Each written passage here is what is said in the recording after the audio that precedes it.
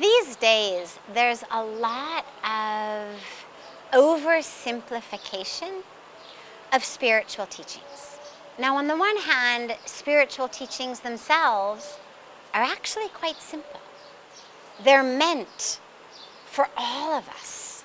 They're not meant only for the wisest or the longest meditators or the most enlightened or the most renounced. They're actually meant for all of us. So they are simple, and yet these days we're seeing a lot of teachings being taken out of context and then kind of readapted to just suit our own desires, our own egos, our own wishes, our own rationalizations.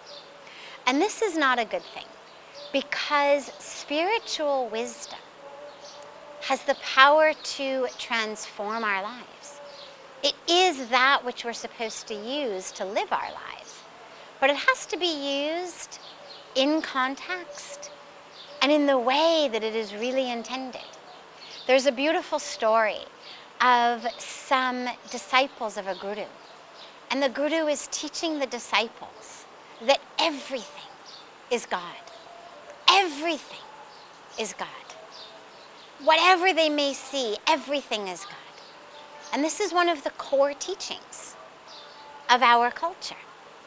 The core of Advaita Vedanta is there's nothing but God. When we say aham brahmasmi, it means I am God. Nothing but God. So these students are learning from the guru, there is nothing but God. Everything is the divine.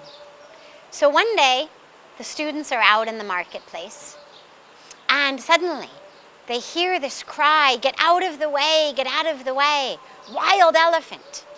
Elephant is running rampant through the streets." So the disciples run except one. And they say to him, "Come, come, come." And he says, No, you people are not very good disciples. Didn't you hear our guru say, everything is God? This elephant is also God. I am also God. The elephant and I will meet in our awareness of God. They try to get him to leave, but he stays.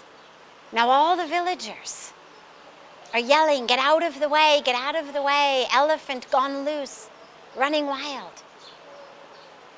The man says, "No problem. He is also God. I am also God." The elephant man, what they call the mahout, the guy who rides the elephant, who's with the elephant, he now is yelling that he can't even control the elephant. "Get out of the way, get out of the way," he's yelling. But this disciple decides, I am the only one who realizes the elephant is God. I'm also God. So he doesn't get out of the way. So the elephant comes, picks the disciple up in his trunk, wraps him in his trunk, picks him up, flings him hundreds of feet, throws him down. The poor disciple breaks basically every bone in his body. The other disciples run looking for him. Is he alive? Is he okay? The guru also comes. Maybe they'll find the disciple still alive. So they find him, bones broken but very much still alive. And boy, is he angry.